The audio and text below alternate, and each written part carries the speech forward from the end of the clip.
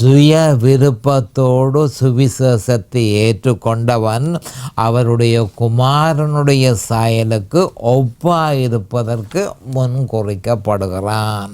இப்படி இருக்க அநேகர் சுவிசேஷத்தை கேட்கும் வாய்ப்பு இல்லாதவர்களாக இருக்கிறார்கள். அவர்களுடைய நிலைமை என்ன என்று கிறிஸ்தவர்கள் விசனப்படுவதுண்டு.